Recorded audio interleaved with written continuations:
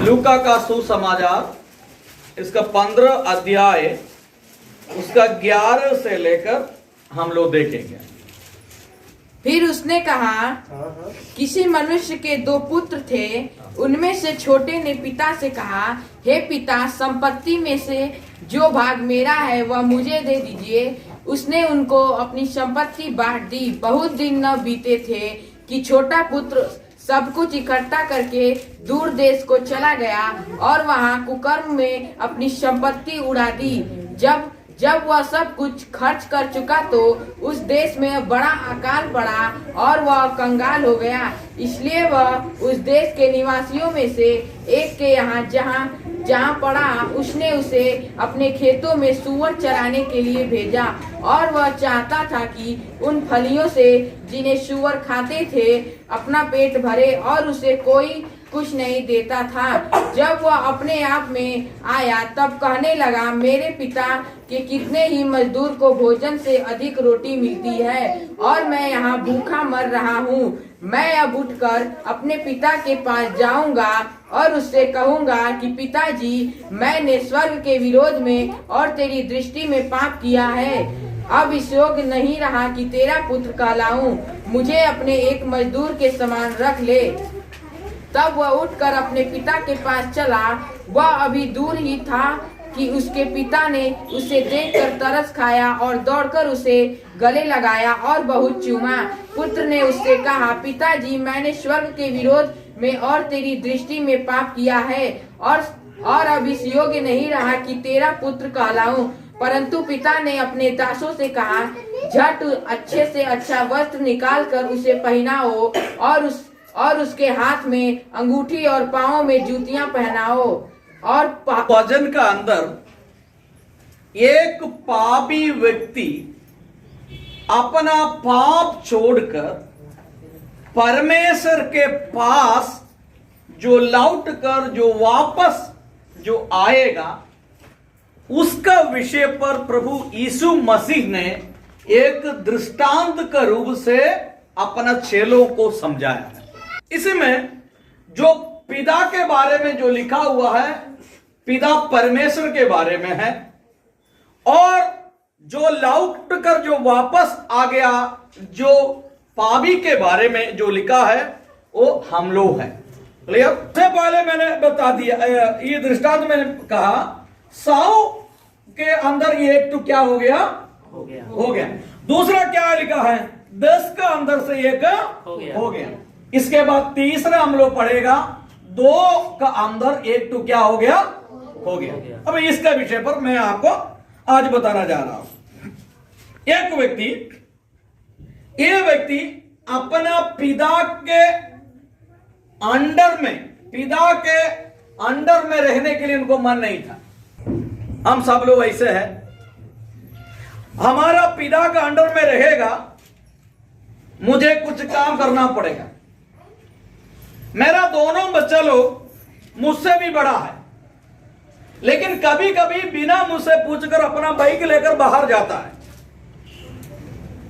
कल मैंने उनको बुलाकर कहा, यदि मैं तुम्हारा पिताजी जिंदा हूं, यदि तुमको जो भी यहां से लेना है, बाहर जाना है, जो कुछ सामान खरीदना है, मेरा पेट से पैसा तुमको लेने के लिए अधिकार नहीं है।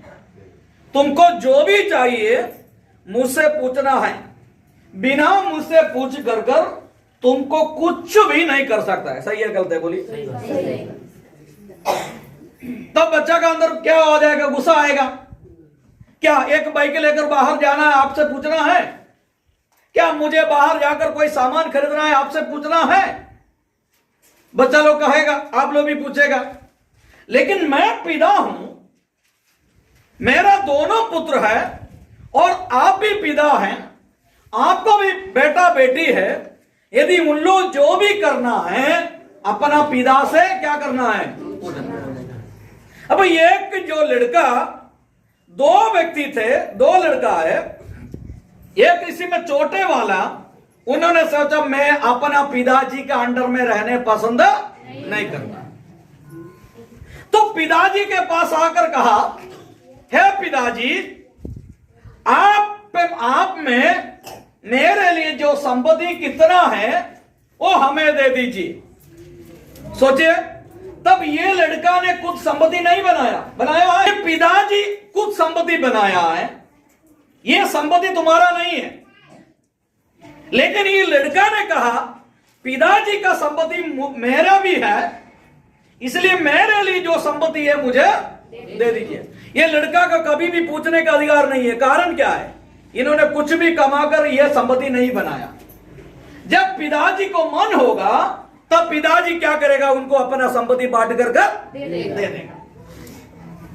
क्या बच्चा लोग अभी भी कोई भी हो अपना पिताजी से लड़ाई करता, अपना जमीन के लिए, अपना जो संपत्ति के लिए लड़ाई करता है? क्या मैं आपसे पूछना चाहता हूं, क्या आपने बनाया संपत्ति है? नहीं।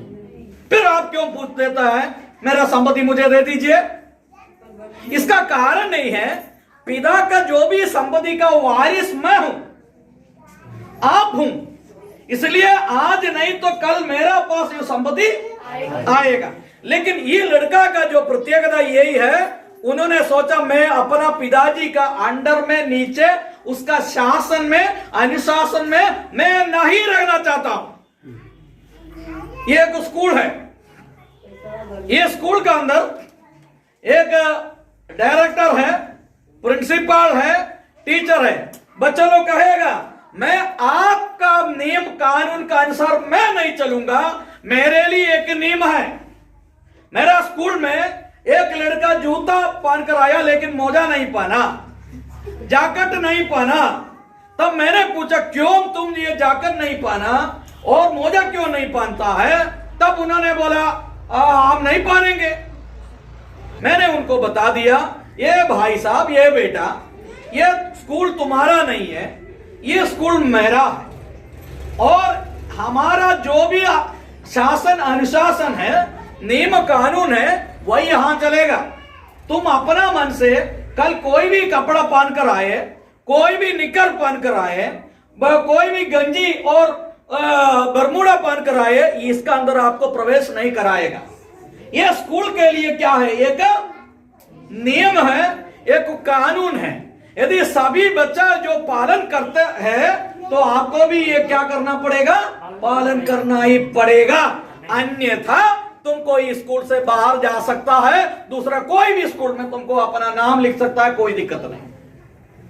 वैसे भी पिता ने कहा यदि तुम मेरे साथ रहने चाहते हो, मेरा मकान में रहने चाहते हो, मेरा और नियम और कानून तुमको पालन करना पड़ेगा, नहीं तो तुमको क्या कर सकता है? दूसरा जगह जा सकता है। वो पिता कौन है? परमेश्वर है। परमेश्वर का नीचे रहना चाहिए तो कुछ व्यवस्था होना चाहिए। क्या क्या व्यवस्था है पास्टर जी बता देंगे।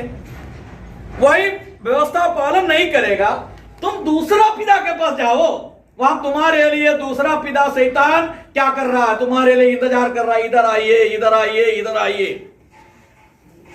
समझ में आ रहा है? इधर आइए, इधर आइए। आप उन्होंने कहा यार तुम्हारा पिताजी सही नहीं है, तुम्हारा पिताजी गलत है, क्यों तुम्हारा ऊपर इतना टाइट करते हो? इसलिए तुम पिताजी का अंडर में मत रहो, तुम मेरा पास आओ, तुमको हम सब कुछ दे देंगे, जो भी तुम चाहिए तुमको हम दे देंगे। आइए मेरे पास, हम लोग यहाँ क्या करेंगे? आनंदित करेंगे, खुशी मनाएंगे, सब कुछ कराएंगे। लेकिन तुम्हारा पिताजी के पास रहना चाहिए तो तुमको कुछ नियम कानून पालन करना पड़ेगा। तुम मेरे साथ आओ, यहाँ कोई नियम नहीं है, कोई कानून नहीं है, कुछ भी नहीं है। तो सबसे पहले मैंने बोल दिया, यहाँ कुछ लोग लिख रहा है, बहुत खुशी हो गया। सबसे पहले ये बेटा ने सोचा मैं अपना पिताजी का अंडर में रहने पसंद नहीं करता हूं, लेकिन पिताजी का संपत्ति मुझे चाहिए, वो मेरे लिए है। तो पिता ने कहा यह संपत्ति तुम्हारा है, तुम्हारे लिए है, इसका वारिस तुम है। लेकिन इसके जब तक तुमको यह संपत्ति जो मैंने देगा, तुमको यह संपत्ति अच्छी तरह से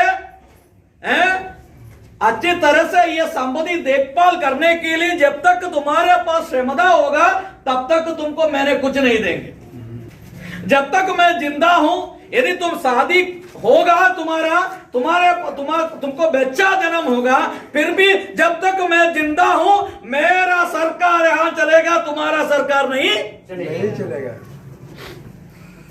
आप भी अपना बच्चों से बोलिए, तुम्हारा कोई खेलवाड़ी यहां नहीं चलेगा, मेरा सरकार चलेगा, तुम्हारा कुछ नहीं यहां चलेगा। जब तक मैं जिंदा हूं, हम पिता हूं, पिता का एक पोजीशन होता है।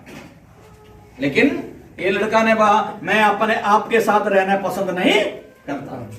ठीक है, अब पिता ने क्या किया, कोई बात नहीं, तुम मेरे साथ रहने पसंद नहीं करता है तो आइए तुम्हारा संपत्ति तुमको हम दे देंगे, तुम जो भी करना तो करिए। वो पिता के साथ रहेगा तो एक सुरक्षित है। लिखिए, पिता के साथ रहने से क्या क्या फायदा है। एक तो सुरक्षित है, मतलब जो भी दिक्कत आएगा पिता पकड़ेगा, पिता हमारे सामने खड़ा है।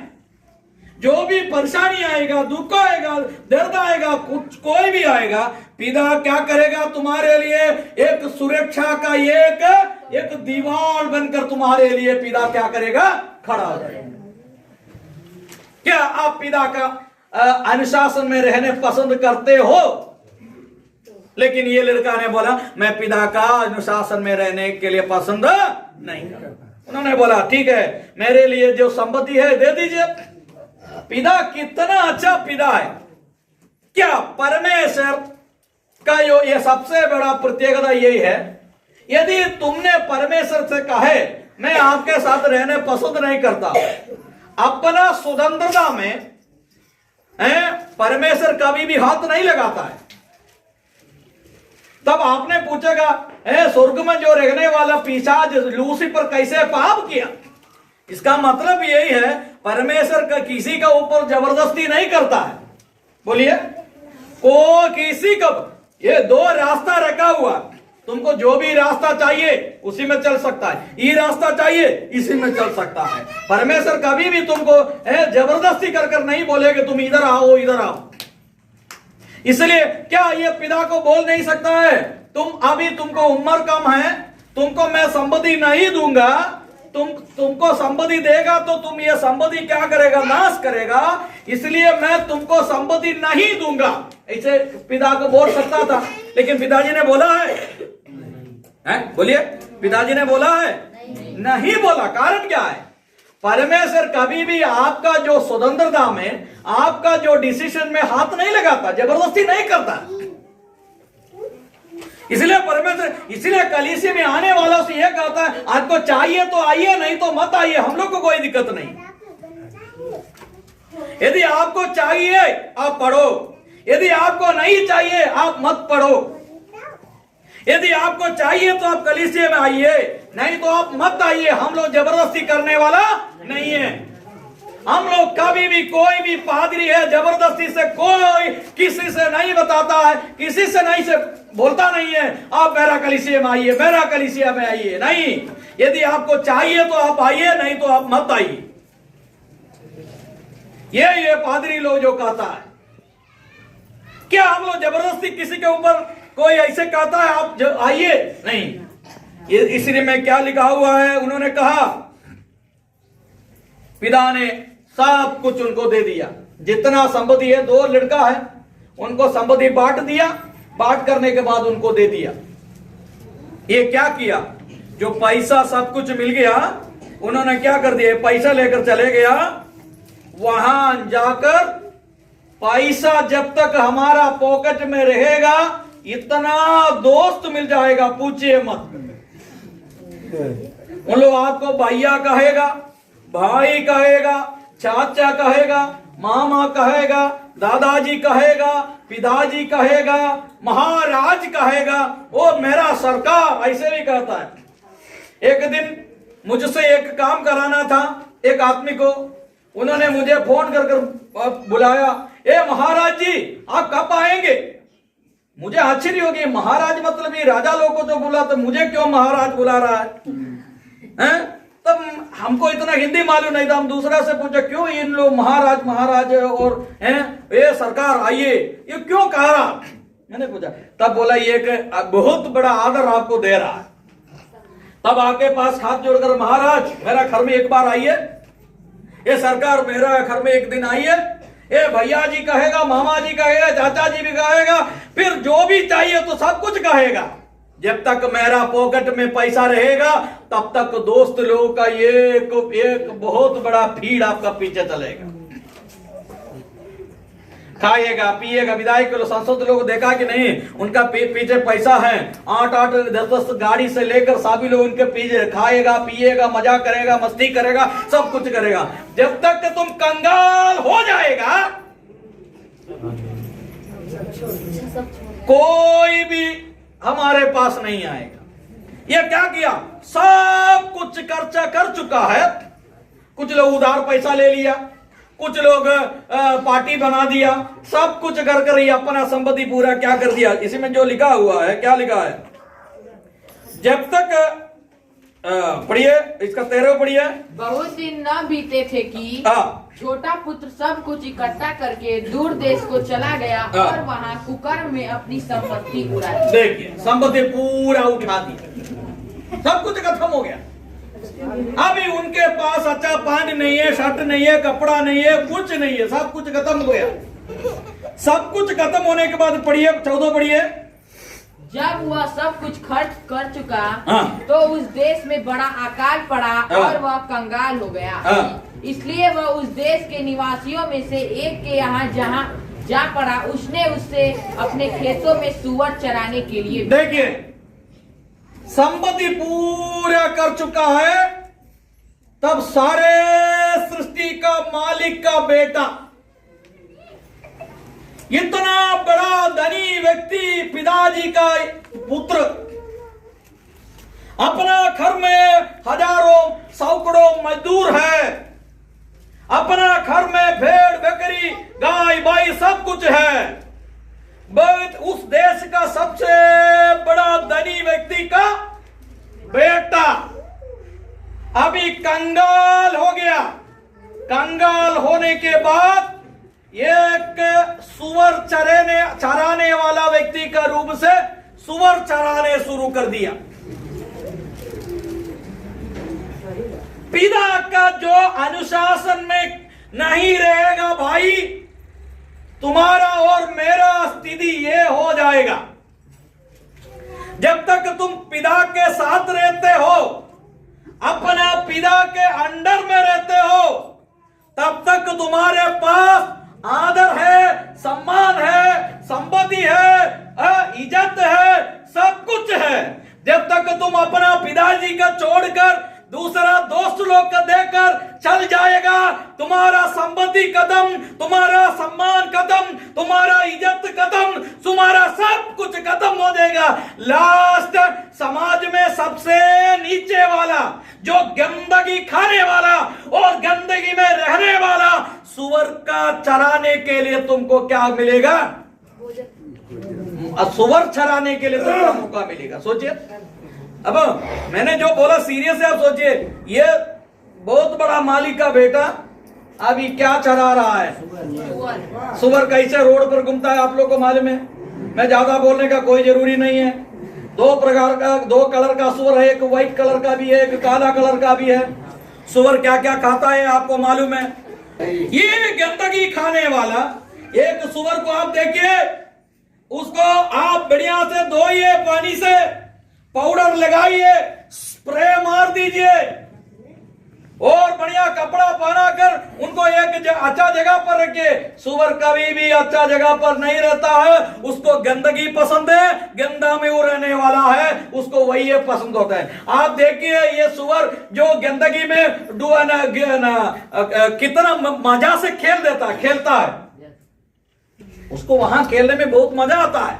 मजा आता है कि नहीं? लेकिन ये बेटा अभी क्या हो गया, इतना ये गंदा एक सुअर का चराने के लिए उन्होंने भेजा गया।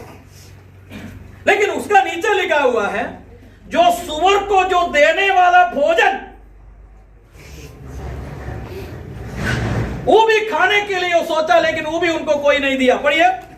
और वह चाहता था कि उन फलियों से जिन्हें सुअर खाते थे अपना पेट भरे, और उसे कोई कुछ नहीं। ये सोचा है क्या सोचा है? ये सुअर जो खाने वाला चीज है, सुअर को जो दिया है, कम से कम वो भी मिले, मेरा पेट तो भरे।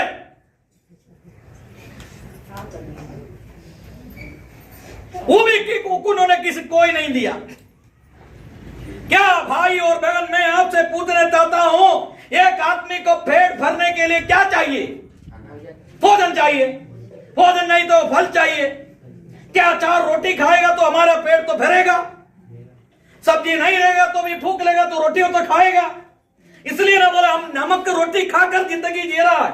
आप लोग जो कहता है, पहले मुझे मालूम नहीं था ये इसका अर्थ क्या होता है। यदि रोटी मिल जाएगा, नमक लेकर भी मुझे खा सकता है। अमीर आदमी का घर में जाकर देखिए, उन लोग कितना भोजन करता है। एक जगह पर चिकन, एक जगह पर मटन, एक जगह पर अंडा, एक जगह पर मछली। इसके बाद दुनिया में जितना सब्जी है पूरा टेबल पर लगा कर रखा है।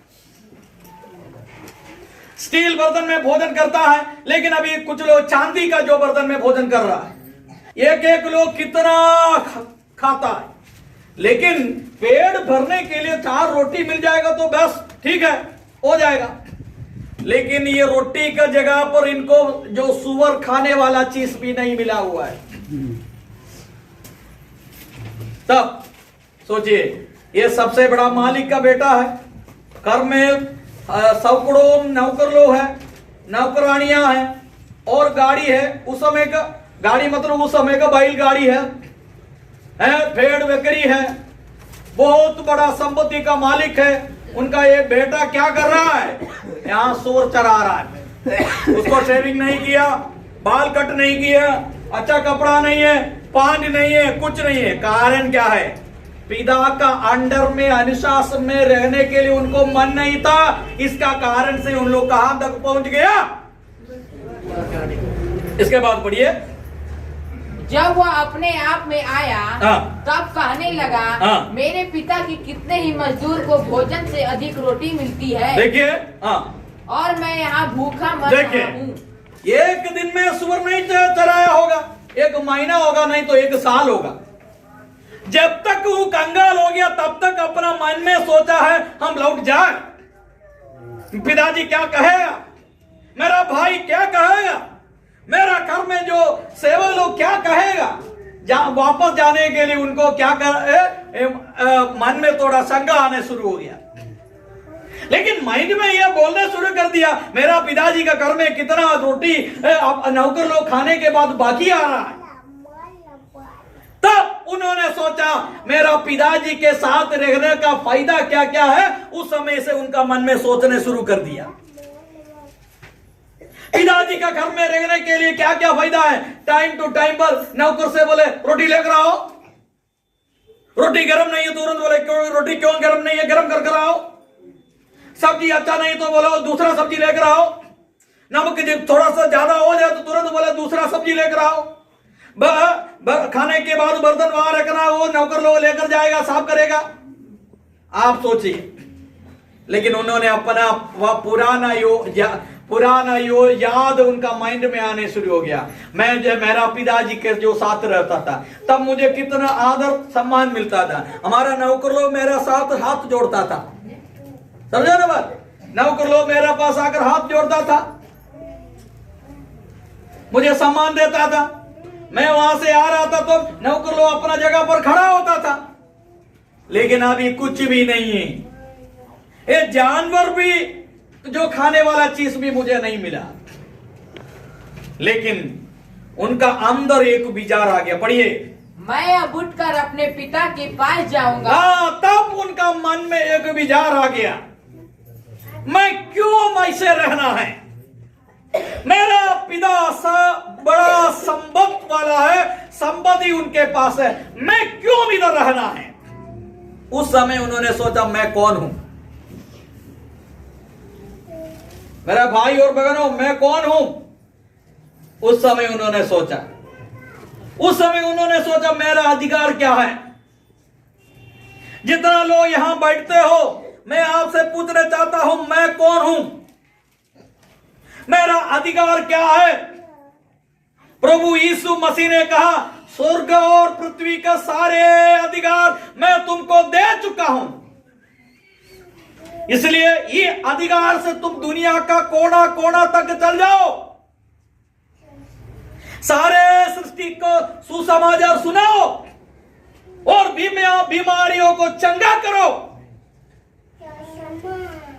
वही अधिकार उनको समझ में आ गया, मेरा पिताजी कौन है। कभी कभी हमारा हृदय में हम लोग पराजित हो जाता है, कारण क्या है, मेरा पिताजी कौन है। हम लोग कभी कभी उनका पावर, उनका शक्ति, उसका सामर्थ्य हम लोग कभी कभी भूल जाता है। देखिए, उन्होंने सोचा मेरा पिताजी कौन है। उस गांव का सबसे बड़ा धनी व्यक्ति है मेरा पिताजी।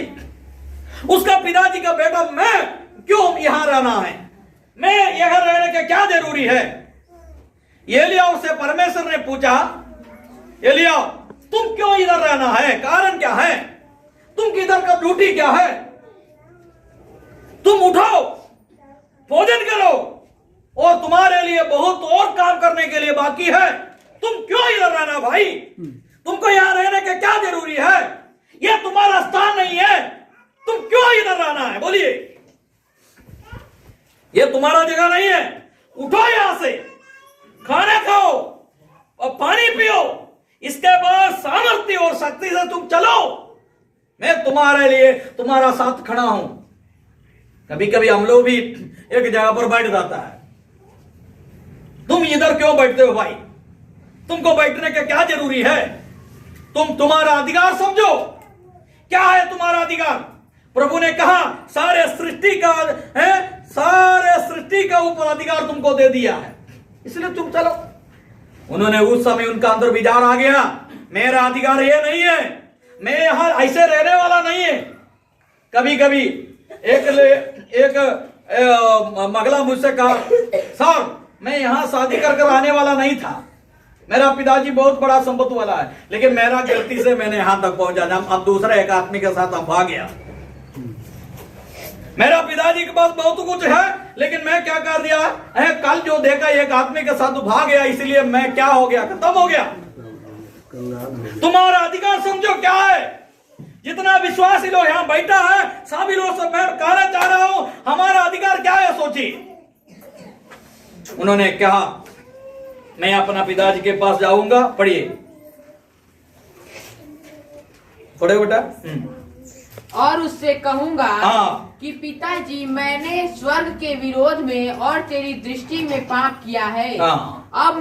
अब इस योग्य नहीं रहा कि तेरा पुत्र कहलाऊं। देखिए, तब उनका दिमाग में ये विचार आ गया, अपना सोचा मैं ऐसे रहेगा नहीं, मैं ऐसे रहने का कोई जरूरी नहीं है, मैं जैसा भी हो, मेरा कपड़ा फटा है, मुझे अच्छा जूता नहीं है, मेरा पास अच्छा मोजा नहीं है, लेकिन मेरा अंदर एक तो अधिकार है। वो क्या अधिकार है, मैं इस देश का, इस व्यक्ति का बेटा हूं, मैं यहां सुअर चराने का कोई जरूरी नहीं है। यदि मेरा पास गलत होगा, मेरा पिताजी है, मुझे माफ करेगा। मैं अपने पिता के पास जाकर उनसे कहा कि मैं आपका विरोध पाप किया, तो मेरा पिताजी इतना अच्छा व्यक्ति है, मेरा पाप को वो क्षमा करेगा। मैं ऐसे क्यों रहना है, बार बार मैं आपसे ये बात क्यों बोल रहा है, मैं क्यों यहां रहना भाई। मेरा ऊपर मेरा कपड़ा फट गया, मुझे पांजा फट गया, मुझे जूता नहीं है, मेरा दाढ़ी सब कुछ बड़ा हो गया, लेकिन मेरा अंदर एक अधिकार है, मैं उस देश का एक बड़ा मालिक का बेटा हूं, मैं क्यों यहां रहना है। हम लोग यहां से रहने का जरूरी नहीं है। मेरा पिताजी सर्वशक्तिमान है, सारे सृष्टि का मालिक है, मैं क्यों डरना है, किससे डरना है। कोई भी हमारा घर में आकर प्रार्थना बंद करो बोलेगा तो क्यों मैं डरना है, मुझे सताएगा तो मैं क्यों डरना है भाई। मुझे डरने का कोई जरूरी नहीं है, मैं अच्छी तरह से विश्वास करता हूं मेरा मालिक कौन है, मेरा पिता कौन है, वो सारे सृष्टि का मालिक है, मैं किससे नहीं डरूंगा। यदि कोई भी हो, मंत्री हो, तंत्री हो, जो भी हो, मैं किसी से नहीं डरूंगा। कारण क्या है? मेरा मालिक कौन है? मैं जानता हूं वो सारे सृष्टि का मालिक है। मैं किसी से नहीं डरूंगा। हालेलुया। ये विचार अंदर बैठना है। तब कोई भी बोलेगा क्यों प्रार्थना को जाते हो, बंद करो। हम बंद नहीं करूंगा, मैं रुकेगा नहीं, मैं प्रार्थना बंद नहीं करूंगा, मैं आराधना बंद नहीं करूंगा। कारण क्या है? मेरा मालिक सारे सृष्टि का मालिक है। मैं किसी से डरने वाला नहीं है, मैं किसी से डरेगा भी नहीं है। ऐसे बोल रहा है, ऐसे विचारों। इन्होंने सोचा मेरा पिता कौन है। तब उन्होंने चल और अपना माइंड में विचार किया, मैं अपना पिता के पास चलेंगे। इसके बाद बढ़िए। अब मैं इस योग्य नहीं रहा कि तेरा पुत्र कहलाऊं। मुझे अपने एक मजदूर के समान रख। देखिए, ये बेटा अपना पिता के पास लौट कर आया। वचन में लिखा है दूर से अपना पिता उनको देखा है। लिखा कि नहीं? देखिए, हाँ 20 बढ़िए। तब वह उठ 19 बढ़िए। अब नहीं रहा तेरा पुत्र कहलाऊं, मुझे अपने एक मजदूर के समान रख ले। तब वह उठकर अपने पिता के पास चला। वह अभी दूर ही था। वो देखिए क्या लिखा है, वो दूर से आ रहा था। ये बेटा, उनका दाढ़ी मुड़ी सब कुछ बड़ा हो गया। उसको देखेगा कोई नहीं पहचानेगा। उनके पास अच्छा कपड़ा नहीं है, पान नहीं है, जूता नहीं है, लेकिन दूर से उसका पिताजी को समझ में आ गया वो मेरा बेटा आ रहा है। कैसे मालूम हो गया ये बेटा आ रहा है? उनको देखेगा तो कुछ समझ में नहीं आता है। उसका शरीर पूरा क्या हो गया? बदल गया। ऐसे अच्छा मोटा व्यक्ति था, लेकिन वो पतला हो गया, कंगाल हो गया। कुछ नहीं है, जूता नहीं है, मोजा नहीं है, शर्ट नहीं है, दाढ़ी मुड़ी सब लंबा हो गया। लेकिन पिता ने दूर से देखकर पहचान लिया। इसका अर्थ समझिए। इसका मतलब यही है, ये पिता जब तक उनका बेटा जो चले गया तब से उनके लिए इंतजार कर रहा था। आज नहीं तो कल मेरा बेटा वापस आ जाएगा। उनको संपत्ति देना चाहिए, हमने दे दिया। लेकिन संपत्ति से बड़ा पिता का प्यार है, पिता का सम्मान है, पिता का अंडर में रहने सबसे बड़ा होता है। पैसा कुछ भी नहीं है, संपत्ति कुछ भी नहीं है। जब तक वो समझ में आएगा तब तक वो वापस आ जाएगा। पिता को मालूम है। दूर से देखा, दूसरा किसी को पहचान नहीं हुआ ये वही व्यक्ति है। लेकिन पिता दूर से देखकर उन्होंने उठकर पिता उनके पास चले गया। क्या लिखा हुआ देखिए। वह दूर ही खड़ा था कि देखिए वही दूर ही था कि उसके पिता ने उसे देखकर तरस खाया। वो उसका पिता उनको देखकर तरस खाया और दौड़कर उसे गले लगाया। वो दौड़कर, कौन दौड़कर आ गया?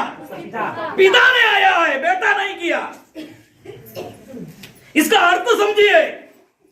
बेटा ने दौड़कर पिता के पास नहीं आया, लेकिन जब बेटा को देखकर पिता ने दौड़कर उनके पास गया।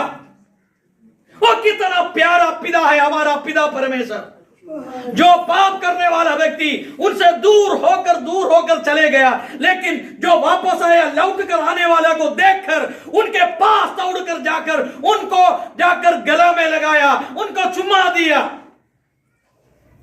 वो इतना बड़ा पिता के वो पुत्र हो गया। कितना सौभाग्य है हमारा जिंदगी में।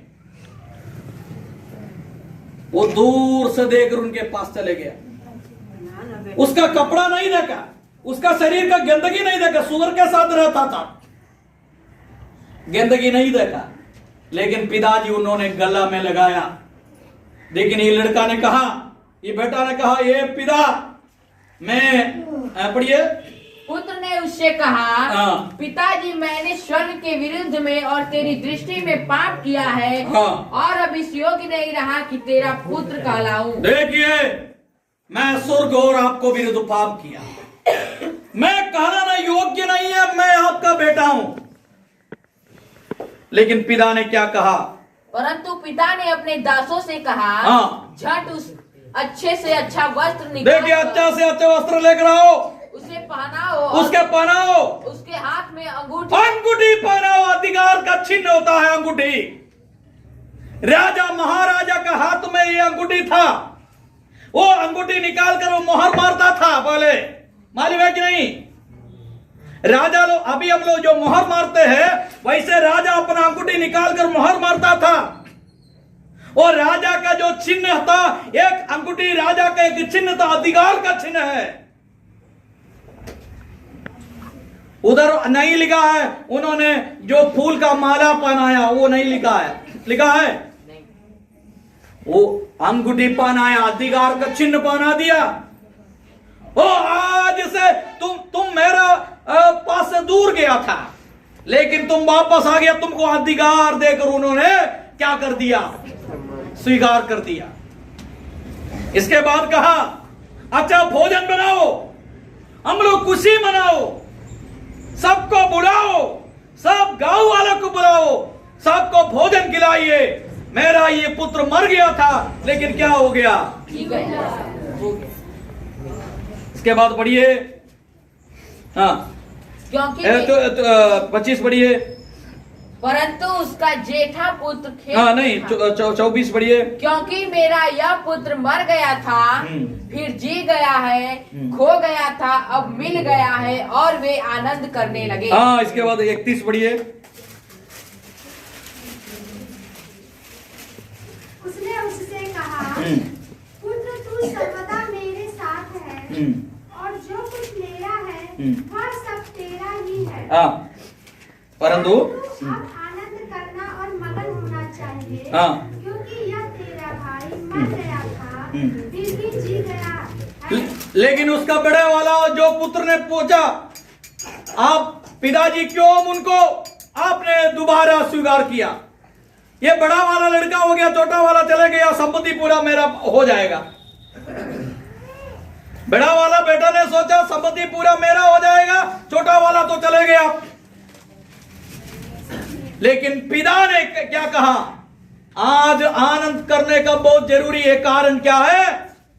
तुम्हारा पुत्र, तुम्हारा भाई, मेरा दूसरा पुत्र जो मर गया था, उन्होंने क्या कर दिया? जी गया।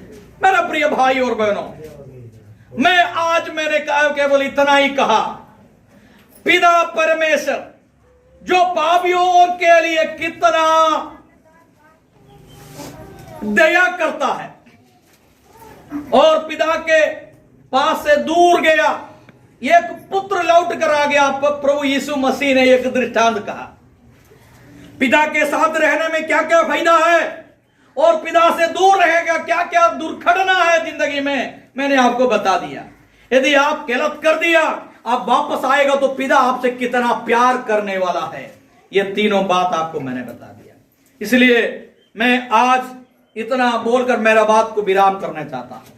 इसलिए आप समझिए हमारा अधिकार क्या है, मैं कौन हूं, मेरा पिता कौन हूं, और हमारे लिए कितना अधिकार है।